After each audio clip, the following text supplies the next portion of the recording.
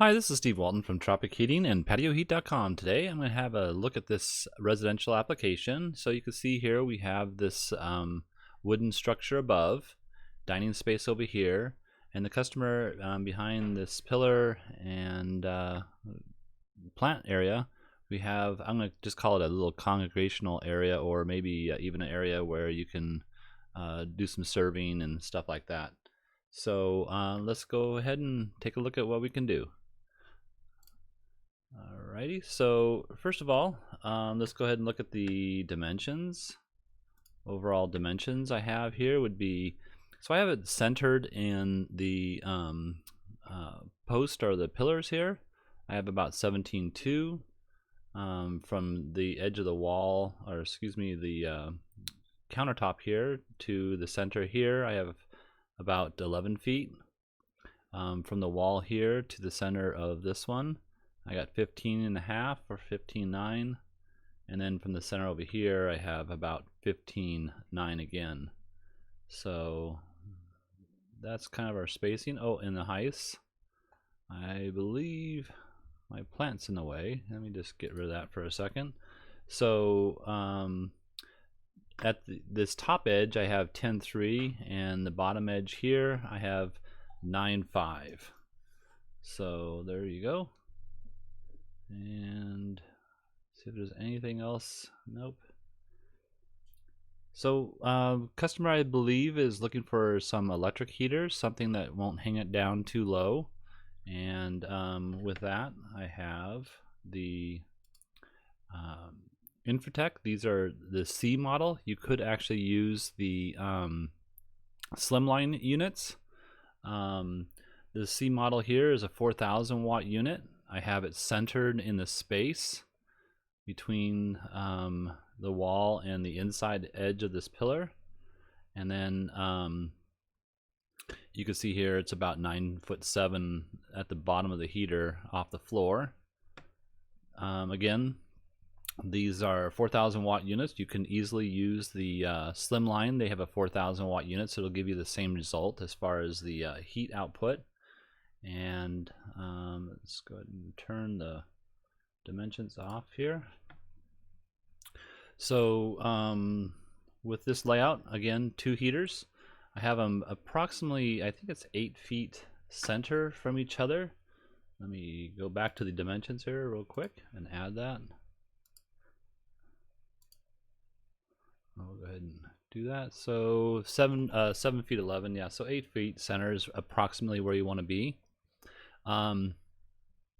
The bracket here that comes with the heater, this piece right here, you could substitute that for a piece of angle iron, or just make something, or you can even take the existing bracket and cut it down to the dimension that you're looking for, as far as the dimension of the beam up here, or the piece of wood.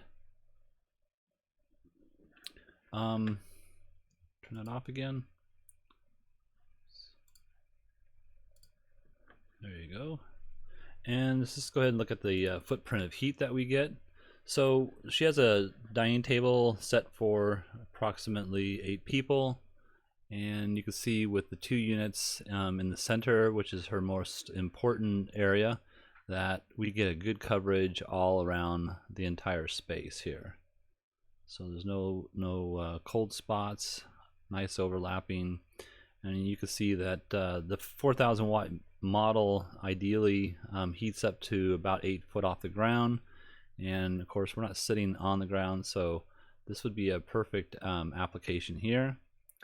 Now over here, if this is just a serving area or reclining area, a place where you just kind of hang out together, this would be probably a hotter unit if you were to be standing. If you can imagine, you know, here's a gentleman sitting in the chair, and then you have one standing. Well, this gentleman standing is probably about a foot closer to the heater element itself.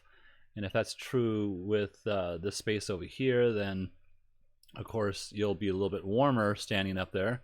So you might want to control this, put it on a dimming system, or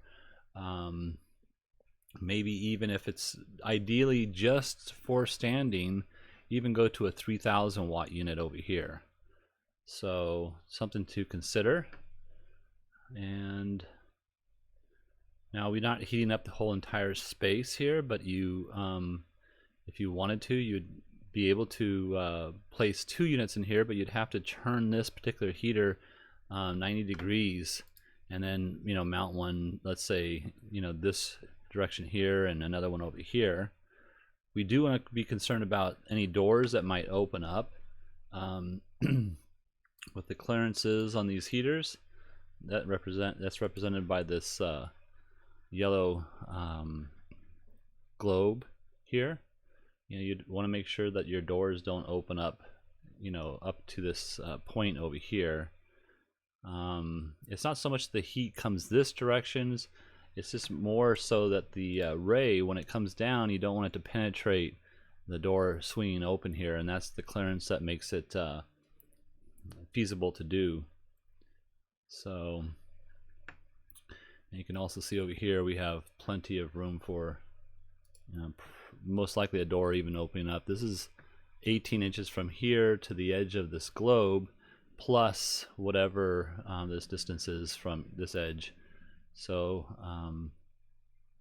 yeah, we'll just have to keep that under consideration. But I think that'll be fine. If it's true that we need to move these heaters over slightly, we could do that, and you'd still get a fairly well covered table area. You may have to move the table a few inches over, but you can see that we have some room to play with left and right here. So all right, that's my idea for this application. If you're looking for some assistance with your outdoor heating application, feel free to give us a call. I'm Steve Walton from Tropic Heating and PatioHeat.com, or just send us an email rather to support@patioheat.com. And if you wouldn't mind, give us a thumbs up. That helps us know that this is being appreciated by you out there, and we thank you very much for considering that. Thank you and have a great day.